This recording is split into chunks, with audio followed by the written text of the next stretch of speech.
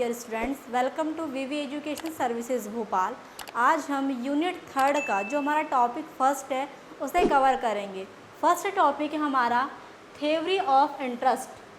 ठीक है, second unit हमारी ख़त्म हो गई है, अब है थर्ड यूनिट। और थर्ड यूनिट का जो फर्स्ट टॉपिक है वो है थ्योरी ऑफ इंटरेस्ट। इंटरेस्ट का मतलब होता है ब्याज।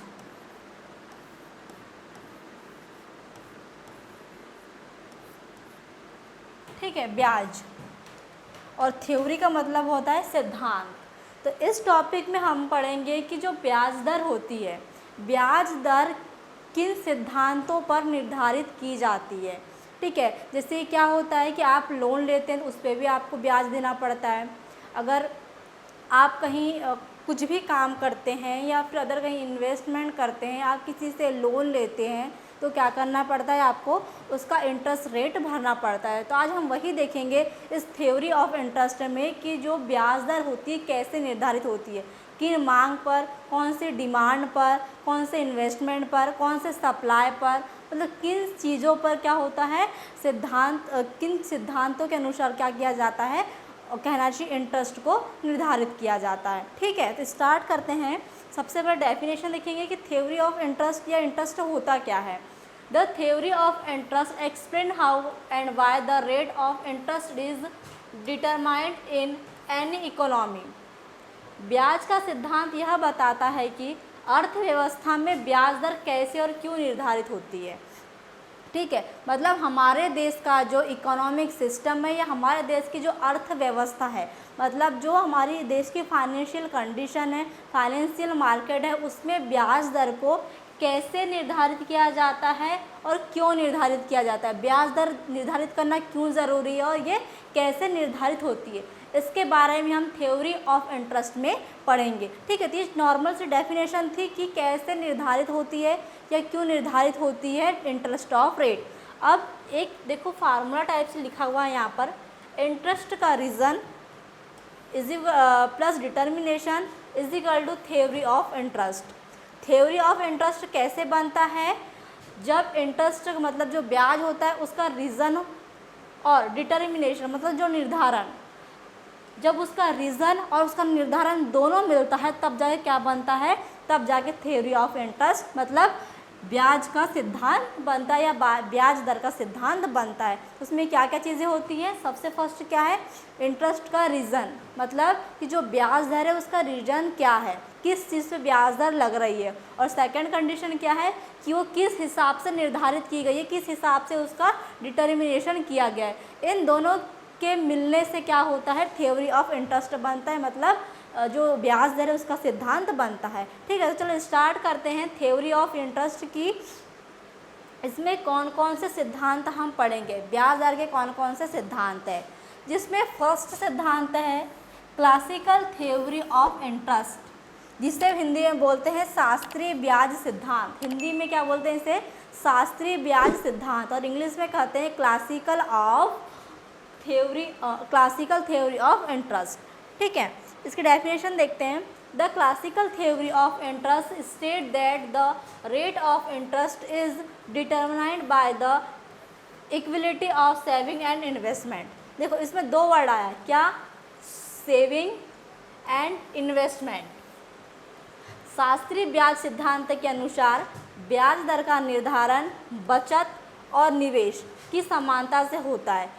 जब क्या होगा, सेविंग होगी और क्या होगा, इन्वेस्टमेंट होगा। जब सेविंग और इन्वेस्टमेंट दोनों समान होगी तो कौन सा सिद्धांत बनता है, क्लासिकल थ्योरी ऑफ इंटरेस्ट बनता है। ठीक है, क्या बताया, जिस कंडीशन में सेविंग और इन्वेस्टमेंट दोनों समान रहेगी, दोनों बराबर रहेगी, उस टाइम कौन सा सिद्धांत होता है, क्लासिकल थ्योरी ऑफ इंटरेस्ट, शास्त्रीय ब्याज का सिद्धांत बनता है। ठीक है, इसे और से एक्सप्लेन करते हैं आगे। देखिए क्लासिकल थ्योरी ऑफ इंटरेस्ट, इसके हम कंपोनेंट्स देखेंगे, मतलब जो मैंने आपको बताया कि सेविंग इन्वेस्टमेंट दोनों समान होती है तो क्या होती है, इसमें दोनों जब समान होगी तो ब्याज दर का निर्धारण होता है। According to classical theory the rate of interest is determined by the equality of saving and investment. Saving और इन्वेस्टमेंट जब बराबर होती तब ब्याज दर का निर्धारण होता है। किस थ्योरी में, क्लासिकल थ्योरी ऑफ इंटरेस्ट में।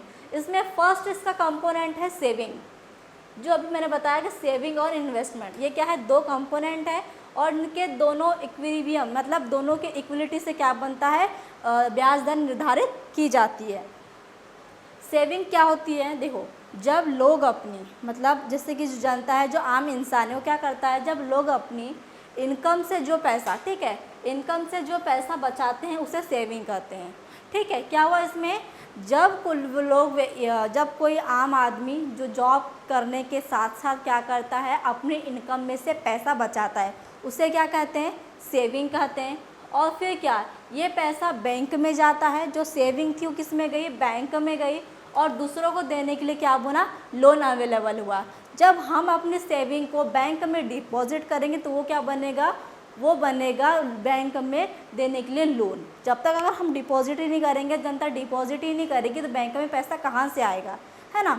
इसमें क्या हुआ, जब लोगों ने अपनी सेविंग को बैंक में जमा किया तो वो पैसा क्या बना, लोन देने के लिए बैंक में जमा हुआ। ये क्या थी, सेविंग थी, इसलिए इसे क्या कहेंगे, सप्लाई ऑफ कैपिटल कहते हैं, पैसा देने वाली साइड। सेविंग क्या होती है, सप्लाई ऑफ कैपिटल होती है, जिसे कहा जाता है पैसा देने वाली साइड। फिर सेकंड है इन्वेस्टमेंट। इन्वेस्टमेंट क्या होता है, जब बिजनेस मतलब व्यापार करना, या व्यापार वाले जो लोग जो व्यापार करते हैं वो क्या करते हैं, पैसा लेकर मतलब लोन लेकर अपने बिजनेस में लगाते हैं, अपने काम में लगाते हैं। जैसे कि उनको फैक्ट्री ओपन करना है, शॉप ओपन करना है, मशीन लेना है, अदर कोई भी चीज़, ठीक है, उसे क्या कहते हैं, वो क्या करता है, बिजनेस या अदर कोई बिजनेस स्टार्ट करने के लिए लोन लेता है। ठीक है, इसमें क्या हुआ, इसमें पैसा लिया गया, इन्हें पैसा चाहिए होता है ताकि वो प्रोडक्शन करके प्रॉफिट कमा सके। इसमें क्या हुआ, सेविंग हुआ, और इसमें क्या हुआ, इसमें ये पैसा लेने वाली साइड हुई और ये पैसा देने वाली साइड हुई। इसमें सेविंग करके उसने क्या किया, बैंक में पैसा जमा किया तो ये सेविंग हुई, और इसमें इन्वेस्टमेंट के लिए क्या किया गया, बैंक से पैसा लिया गया तो ये पैसा लेने वाली साइड हुई। इसे क्या कहेंगे, डिमांड ऑफ कैपिटल। इन्वेस्टमेंट क्या कहलाता है, डिमांड ऑफ कैपिटल, और सेविंग क्या कहलाता है, सप्लाई ऑफ कैपिटल। ठीक है, जब सप्लाई ऑफ कैपिटल मतलब सेविंग और जब डिमांड ऑफ कैपिटल मतलब इन्वेस्टमेंट दोनों क्या होती है, बराबर होती है, तब जाकर क्या होता है, इंटरेस्ट रेट निर्धारण या इंटरेस्ट रेट डिटर्मिनेशन होता है। ठीक है, जब सेविंग मतलब देने वाला और इन्वेस्टमेंट मतलब लेने वाला बराबर हो जाते हैं तब मार्केट में पैसा ना ज़्यादा बचता है ना कमी होती है।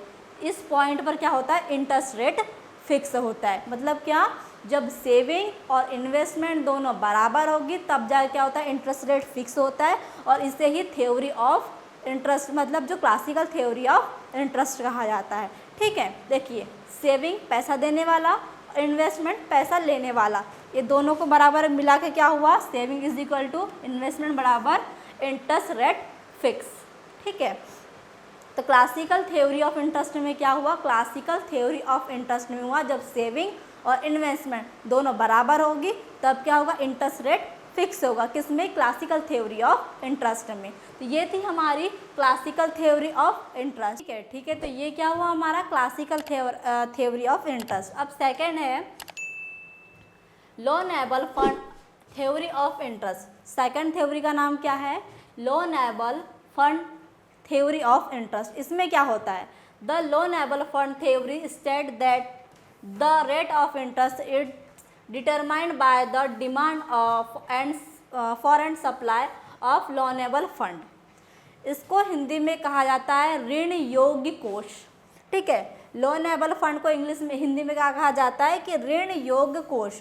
ऋण योग्य कोष सिद्धांत के अनुसार क्या होता है, ब्याज दर का निर्धारण तब होता है जब ऋण योग्य धन की मांग और आपूर्ति से होता है। मतलब जब डिमांड और सप्लाई क्या होती है, समान होती है, तब जा क्या होता है, loanable fund of theory of interest मतलब निर्धारित होती है। ठीक है, क्या कहा गया इसमें कि ऋण योग्य कोष सिद्धांत के अनुसार मतलब ऋण योग्य कोष सिद्धांत में कहा गया है कि ब्याज दर का निर्धारण ऋण योग्य धन की मांग और आपूर्ति से होता है। मतलब जो लोनेबल फंड होता है, जो लोनेबल फंड होता है उसमें जो पैसा है मतलब जो धन है, ठीक है, उसकी मांग और उसकी आपूर्ति मतलब जो पैसा मनी होता है उसकी डिमांड और उसके सप्लाई के बाद क्या होता है, सप्लाई से मतलब इंटरेस्ट रेट फिक्स होती है। मतलब इसमें जो पैसा है, जो फाइनेंशियल कंडीशन है, उसकी डिमांड और सप्लाई जब सेम होगी तब क्या होगा, इंटरेस्ट रेट फिक्स होगा।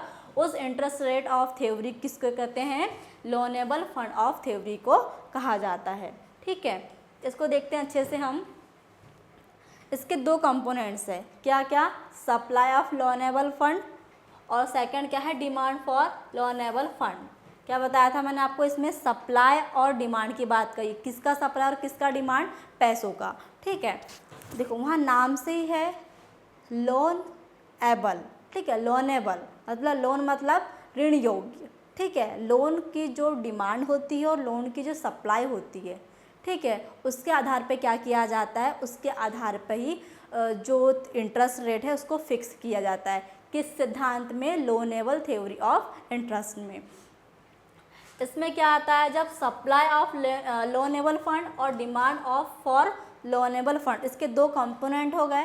सप्लाई में सेविंग, बैंक क्रेडिट और डिसहोल्डिंग आता है, और डिमांड में इन्वेस्टमेंट, कंज्यूमशन और होर्डिंग आता है। ठीक है, तो ये क्या है, देखो सप्लाई और जो डिमांड, इसमें भी तीन चीज़ें ऐड हो रही है और इसमें भी क्या हो रही है, इसमें भी तीन चीज़ें ऐड हो रही है। सबसे पहले हम देखते हैं कि इसमें जो सप्लाई है और जो डिमांड है वो कैसे बराबर होती है और इंटरेस्ट रेट कैसे फिक्स होता है।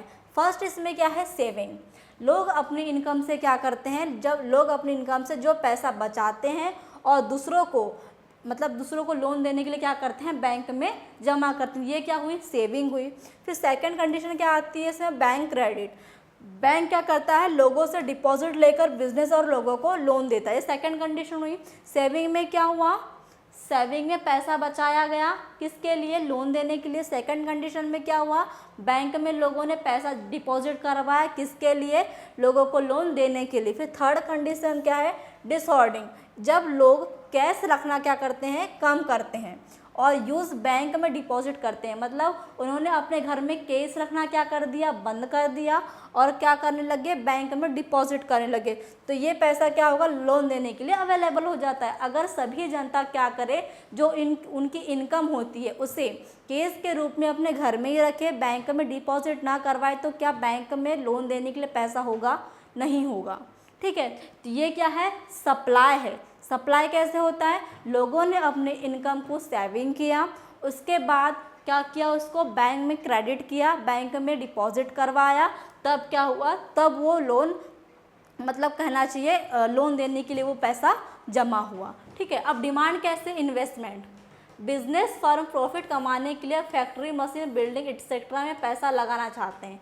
अब इन्वेस्टमेंट कैसे होगा, जब लोग क्या करेंगे, अपने इन्वेस्टमेंट, अपने व्यापार के लिए मतलब कहना चाहिए बैंक से लोन लेंगे। जैसे किसी को मशीन लेना है, किसी को फैक्ट्री डालना है, किसी को शॉप डालना है। ठीक है, इसके लिए क्या करते हैं, इसके लिए अपने छोटे मोटे बिजनेस के लिए जनता क्या करती है, बैंक से लोन लेती है या इस चीज़ में वो इन्वेस्ट करती है। हो सकता है कि जो उसके पास सेविंग है वो बैंक में जमा ना करके क्या करे, इन्वेस्टमेंट करे। ठीक है, ज़रूरी नहीं है कि हर इन्वेस्टमेंट करने वाला बैंक से लोन ही ले, नहीं, हो सकता है उसके पास सेविंग ऑलरेडी पहले से और वो क्या करे, बैंक में जमा करने से अच्छा वो क्या कर रहा है, अपना जो सेविंग उसको इन्वेस्टमेंट करवा रहा है। ठीक है, तो सबसे पहले क्या होगा, डिमांड में। डिमांड कैसे बढ़ेगी, जब जो इन्वेस्टमेंट है लोग करेंगे, मशीन्स में, फैक्ट्री में, शॉप में, अदर छोटा जो भी बिजनेस स्टार्ट करें उसमें क्या करेंगे, इन्वेस्टमेंट करेंगे। फिर एक कंज्यूमशन लोन, लोग घर, गाड़ी, शिक्षा, शादी आदि के लिए क्या करेंगे, लोन देते हैं, लोन लेते हैं। ठीक है, इसमें क्या हुआ, इन्वेस्टमेंट भी हुआ, इन्वेस्टमेंट में भी पैसा फंसा।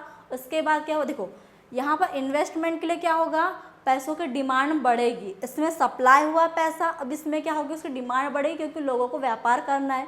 सेकंड कंडीशन क्या आ गई, कंज्यूमशन लोन, जैसे कि लोगों को क्या करना है, पढ़ाई करना है, शादी करना है, ठीक है, गाड़ी लेना है, घर लेना है, तो क्या करेंगे, वो लोन लेंगे। उसमें भी क्या हुआ, इसमें पैसों की जो है डिमांड बढ़ी। अब क्या होगा, होर्डिंग, लोग भविष्य के लिए केस अपने पास रखना चाहते हैं, इसलिए क्या करेंगे, फंड की डिमांड बढ़ जाती है।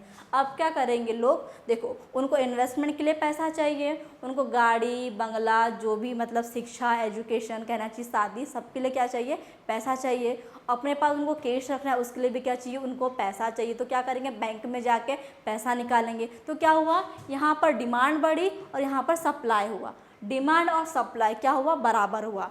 थर्ड कंडीशन क्या आती है, डिटर्मिनेशन ऑफ इंटरेस्ट रेट। जब सप्लाई ऑफ लोनेबल फंड और डिमांड ऑफ लोनेबल फंड बराबर होते हैं तब इंटरेस्ट रेट क्या होता है, निर्धारित होता है। क्या हुआ, देखो जितना सप्लाई है उतना डिमांड भी है, क्योंकि लोगों की ज़रूरत भी बढ़ रही है और इधर सप्लाई भी हो रहा है। जब लोग सेविंग करेंगे और सेविंग को क्या करेंगे, बैंक में डिपॉजिट करेंगे, इसमें क्या होगा, इसमें लोग व्यापार करेंगे, व्यापार के लिए उनको लोन चाहिए होगा, उनको गाड़ी लेना है, घर लेना है, शादी करना है, एजुकेशन के लिए लोन चाहिए, उसके लिए भी क्या चाहिए, उनको लोन चाहिए, उनको फ्यूचर की सेविंग के लिए कैश चाहिए। तो क्या होगा, यहाँ पर पैसों की डिमांड बढ़ रही है और यहाँ पर किसकी, सप्लाई की भी, मतलब सप्लाई भी बढ़ रहा है। तो सप्लाई जब और डिमांड जब बराबर होता है तब इंटरेस्ट रेट फिक्स होता है, किसमें, लोनेबल फंड ऑफ थ्योरी में, ठीक है, या फिर बोल सकते हैं loanable fund theory of interest, ठीक है। तो ये क्या थी आपकी सेकेंड थी थ्योरी ऑफ इंटरेस्ट।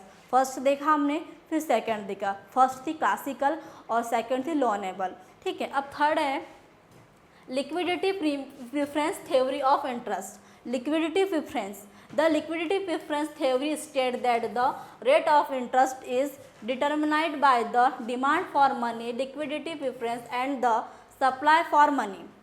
तरलता वरीयता सिद्धांत के अनुसार ब्याज दर का निर्धारण मुद्रा की मांग और मुद्रा की आपूर्ति से होता है।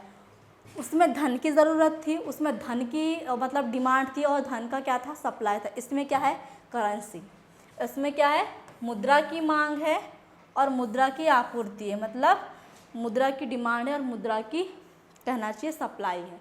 जब इसमें मुद्रा की मांग और मुद्रा की आपूर्ति दोनों बराबर होगी तब जाके क्या होगा, इंटरेस्ट रेट फिक्स होगा। ये किसमें होता है, liquidity preference theory of interest में होता है, ठीक है। अब इसे भी समझते हैं। इसके 3 कंपोनेंट हैं, मतलब कहना चाहिए कंपोनेंट तो इम्पोर्टेंट 2 है, डिमांड फॉर मनी और सप्लाई फॉर मनी। फिर इसका थर्ड मतलब कंपोनेंट में क्या होगा, दोनों का डिटर्मिनेशन, मतलब दोनों बराबर होंगे। तो demand for money liquidity preference में क्या होता है, लोग क्या करते हैं, अपने लेने देने के लिए और भविष्य के अनिश्चित खर्चों के लिए क्या करते हैं, पैसा नगद या तरल रूप में रखना पसंद करते हैं। देखो कब किस चीज़ की ज़रूरत पड़ जाए, कब पैसों की ज़रूरत पड़ जाए, कब कैश की ज़रूरत पड़ जाए, लोगों को नहीं पता होता, ठीक है। तो लोग क्या करते हैं, फ्यूचर में जो अनिश्चित रूप से रिस्क हो सकते हैं उसके लिए अपने पास कैश रखना पसंद करते हैं, ठीक है। ये क्या हुआ, ये डिमांड हुई किसकी, करेंसी की या मुद्रा की, या कहना चाहिए कैश की, जो लिक्विडिटी होती है। देखो यहाँ लिक्विडिटी की बात क्यों की गई है, क्योंकि लिक्विडिटी मतलब होता है नगद राशि, ठीक है, नगद पैसा, कैश, ठीक है। तो लोग क्या करते हैं, अपने लेने देने के लिए भविष्य में और भविष्य के अनिश्चित खर्चों के लिए अपने पास पैसा नगद मतलब तरल रूप में रखना पसंद करते हैं। जितनी अधिक अनिश्चितता होगी लोग उतना अधिक पैसा रखना चाहेंगे। देखो जितना उनका रिस्क आगे बढ़ता जाएगा, ठीक है, हो सकता है कोई किसी फाइनेंशियल कंडीशन में उनको पता है कि बाद में उनको या फ्यूचर में उनको नगद की ज़रूरत पड़ सकती है, उन्हें पता है इस चीज़ के बारे में, तो क्या करेंगे, जितनी अधिक उनकी अनिश्चितता रहेगी उतना ज़्यादा वो क्या करेंगे, अपने पास नगद रखना पसंद करेंगे। जब लोग अधिक पैसा रखना चाहते हैं तो वो पैसा देने वाले को ब्याज अधिक देने के लिए तैयार हो जाते हैं। वो ये नहीं सोचते हैं कि कितना ब्याज देना पड़ेगा या इंटरेस्ट रेट कितना बढ़ेगा, वो ये नहीं सोचते। उनको पता है कि उनको आगे उसकी चीज़ की ज़रूरत पड़ेगी, तो क्या करते हैं, वो उनका ब्याज दर देने तैयार हो जाते हैं और क्या करते हैं, जो करेंसी होती है, मुद्रा है, उसकी क्या करते हैं, डिमांड करते हैं, ठीक है। तो ये डिमांड हो गई। अब देखते हैं सप्लाई कैसे होता है। सप्लाई फॉर मनी, मुद्रा की आपूर्ति मुख्य रूप से केंद्रीय बैंक जैसे आरबीआई द्वारा नियंत्रित होती है। ये तो आप लोग को सभी को पता है कि जो करेंसी का काम होता है, नोट छापने का काम होता है, किस में होता है, आरबीआई बैंक में होता है, क्योंकि आरबीआई बैंक हमारे भारत देश का सेंट्रल बैंक है, जो सारे बैंक को चलाता है, रेगुलेट करता है, निर्धारित मतलब नियंत्रित करता है। सारा काम कौन करता है, आरबीआई करता है। जब केंद्रीय बैंक बाजार में अधिक पैसा जारी करता है तो मुद्रा की आपूर्ति बढ़ जाती है। क्या होगा, देखो जैसे लोगों की ज़रूरत पड़ेगी, जैसे लोगों की डिमांड बढ़ेगी, तो क्या करेगा, आरबीआई क्या करेगा, बैंक बाज़ार में अधिक पैसा जारी करेगा, वो ज़्यादा नोट छापेगा। ज़्यादा नोट छाप रहा है मतलब क्या हो रहा है, पैसों का सप्लाई बढ़ रहा है, डिमांड बढ़ेगी तो सप्लाई भी बढ़ेगा। जब वो आरबीआई ने देखा कि पैसों की, नगद पैसों की डिमांड बढ़ते जा रही है, उसने क्या किया, सप्लाई को भी बढ़ा दिया। अब क्या होगा, आपूर्ति अधिक होने पर ब्याज दर क्या होगी, कम होगी, और आपूर्ति कम होने पर ब्याज दर बढ़ेगी। मतलब क्या है कि जब सप्लाई कम होगा, जब सप्लाई कम होगा तो क्या होगी, ब्याज दर बढ़ेगी। ठीक है, सप्लाई कम होगी तो ब्याज दर बढ़ेगी, और जब डिमांड बढ़ेगी मतलब आपूर्ति अधिक होने पर ब्याज दर क्या होती है, कम होती है। ठीक है, मतलब ये क्या चलते हैं, अल्टरनेट चलते हैं, ये अल्टरनेट चलेंगे। जब आपूर्ति अधिक होगी तो ब्याज दर कम होती है, और आपूर्ति कम होने पर ब्याज दर बढ़ती है। ठीक है, शायद आपको कॉन्सेप्ट समझ में नहीं आया होगा। देखो क्या है, जब सप्लाई अधिक होगी, जब सप्लाई अधिक होगी तो क्या होगा, ब्याज दर कम होगी। जब सप्लाई बढ़े मतलब सप्लाई क्या होगी, बढ़ेगी, सप्लाई अधिक होगी तो ब्याज दर कम होगी, और जब सप्लाई कम हो जाएगी तो ब्याज दर क्या हो जाएगी, बढ़ जाएगी। ठीक है, मतलब क्या हो रहा है यहाँ पर कि ब्याज की जो आपूर्ति है वो बढ़ेगी तो ब्याज दर कम होगी। ये क्या हुआ, देखो ये सप्लाई भी बढ़ गया और डिमांड भी बढ़ गया। जैसे जैसे डिमांड बढ़ेगी सप्लाई भी बराबर होते जाएगा, और जब जिस कंडीशन में ये दोनों चीज़ें बराबर हो जाएगी तब क्या होगा, डिटर्मिनेशन ऑफ इंटरेस्ट रेट, मतलब जो ब्याज दर है वो निर्धारित की जाएगी। जब मुद्रा की मांग, लिक्विडिटी प्रेफरेंस और मुद्रा की आपूर्ति बराबर होती है तब ब्याज दर संतुलन पर निर्धारित की जाती है। देखो यदि मांग और आपूर्ति क्या हो गई, बराबर हो गई तो क्या होगा, ब्याज दर निर्धारित किया जाएगा। देखो यहाँ पर क्या है, मांग ज़्यादा है आपूर्ति कम है, मतलब ब्याज दर उसमें हाई होगी। क्यों, देखो डिमांड क्या है, ज़्यादा है, और क्या है, सप्लाई कम है, तो ब्याज दर हाई हो रही है। और जब ब्याज जो सप्लाई है वो ज़्यादा है और मांग उसकी मतलब जो डिमांड है वो कम है, तब क्या हो रही है, ब्याज दर कम हो रही है। ठीक है, अब इस कंडीशन में क्या हुआ, दोनों कंडीशन है हमारे पास कि मांग बढ़ भी सकती है, घट भी सकती है, आपूर्ति कम भी हो सकती है और बढ़ भी सकती है। इन दोनों कंडीशन में क्या होगा, मांग और आपूर्ति दोनों बराबर हो जाएगी और जो इंटरेस्ट रेट है वो फिक्स हो जाएगा। ठीक है, तो जो थर्ड था लिक्विडिटी प्रेफरेंस, इसमें किसकी मांग थी और किसकी डिमांड थी, मुद्रा की। मुद्रा कौन सा, नगद कैश पैसा, जो लिक्विडिटी होता है, जो कैश होता है, उसकी मांग और उसकी सप्लाई के बारे में इसमें बात की गई थी। जब इसमें दोनों बराबर होती है तब क्या होता है, liquidity preference interest of rate बनता है। और सेकंड हमने क्या देखे थे, लोनेबल फंड, उसमें क्या हो रहा था, जो पैसा था कैश में, ठीक है, जो कैश पैसा था उसके क्या हो रही थी, उसकी सप्लाई और उसकी डिमांड हो रही थी। अब फोर्थ है modern theory of interest. The modern theory of interest states that the rate of interest is determined by saving, investment and the demand of supply for money. आधुनिक ब्याज सिद्धांत के अनुसार ब्याज दर का निर्धारण बचत, निवेश तथा मुद्रा की मांग और आपूर्ति से होता है। मतलब इसमें दो चीज़ें हैं, ये दो थ्योरी का कॉम्बिनेशन है। जिस थ्योरी से फर्स्ट क्लासिकल थ्योरी में हमने क्या पढ़ा था, बचत और निवेश, फिर हमने क्या पढ़ा था एक थ्योरी में मुद्रा की मांग और आपूर्ति, जैसे जो हमने लास्ट में भी पढ़ा क्या, लिक्विडिटी प्रेफरेंस। लिक्विडिटी प्रेफरेंस में क्या था, मुद्रा की मांग और आपूर्ति, मतलब इसमें दो थ्योरी का मिक्सअप होता है, क्लासिकल थ्योरी और लिक्विडिटी प्रेफरेंस थ्योरी। जब दोनों बराबर होती है तब क्या होता है, तब मॉडर्न थ्योरी में इंटरेस्ट रेट फिक्स होता है। देखिए investment, saving, investment, demand of for money और सप्लाई फॉर मनी। ठीक है, देखो हमने सब कुछ पढ़ लिया है, हमने क्लासिकल थ्योरी और लिक्विडिटी प्रेफरेंस, क्लासिकल थ्योरी में सेविंग और इन्वेस्टमेंट पढ़ लिया, और लिक्विडिटी प्रेफरेंस में डिमांड ऑफ मनी और सप्लाई ऑफ मनी दोनों चीज़ पढ़ ली है। ठीक है, तो मॉडर्न थ्योरी में क्या होता है, जब क्लासिकल थ्योरी और लिक्विडिटी प्रेफरेंस थ्योरी दोनों क्या होती है, बराबर होती है, तब जाके इंटरेस्ट रेट फिक्स होता है। बचत और निवेश मतलब सेविंग और इन्वेस्टमेंट की समानता से पूंजी बाजार संतुलित बनता है।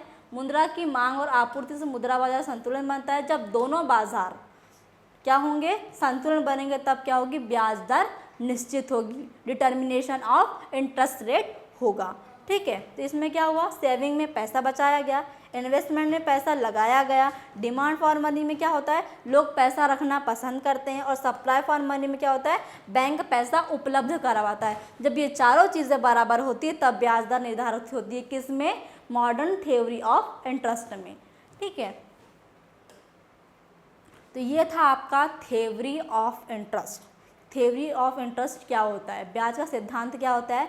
ब्याज का सिद्धांत वह सिद्धांत है जहाँ पर देखा जाता है या सोचा या समझा जाता है कि जो इंटरेस्ट ऑफ रेट है, जो ब्याज दर है, वो कैसे निर्धारित की जाती है, क्यों निर्धारित जाती है, किसके लिए निर्धारित की जाती है। ये सारी चीज़ें हम किस में पढ़ते हैं, थ्योरी ऑफ इंटरेस्ट में पढ़ते हैं। जो हमने अभी 4 थ्योरी पढ़ा, क्लासिकल थ्योरी पढ़ा, लोनेबल फंड थ्योरी पढ़ा, थर्ड पढ़ा हमने लिक्विडिटी प्रेफरेंस थ्योरी पढ़ा, और फोर्थ हमने क्या पढ़ा, मॉडर्न थ्योरी। तो चारों चीज़ में हमने क्या देखा, अलग अलग चीज़ देखा। जैसे कि क्या था, फर्स्ट क्लासिकल थ्योरी में इन्वेस्टमेंट और सेविंग था। जब दोनों बराबर हो रही तब क्या हो रहा था, इंटरेस्ट रेट फिक्स हो रहा था। जब सेकंड हमने थ्योरी पढ़ा लोनेबल फंड, उसमें क्या हो रहा था, उसमें डिमांड और सप्लाई बराबर होता है। किस चीज़ का, पैसों का, मनी का, जो ट्रांसफ़र होता है, मतलब जो ऑनलाइन पैसा होता है ना, ठीक है, उसका, ठीक है। और थर्ड जो हमने देखा लिक्विडिटी प्रेफरेंस, इसमें क्या होता है, नगद पैसों की बात हो रही थी, जो कैश होता है, जैसे कि लोगों को अनिश्चित समय में या फ्यूचर में जो ज़रूरत पड़ सकती है, उसके लिए क्या हो रहा था, डिमांड और सप्लाई हो रही थी, जो दोनों बराबर हो रही थी, तब क्या हो रहा था, इंटरेस्ट रेट फिक्स हो रहा था। और फोर्थ जो हमने थ्योरी देखा मॉडर्न थ्योरी, उसमें क्या था, क्लासिकल थ्योरी और जो लिक्विडिटी प्रेफरेंस थ्योरी है, वो दोनों जब कंबाइन करती तब जाके क्या बनती है, मॉडर्न थ्योरी ऑफ इंटरेस्ट बनती है। ठीक है, आई होप आपको जो टॉपिक था थ्योरी ऑफ इंटरेस्ट अच्छे से समझ में आया होगा। Thank you very much.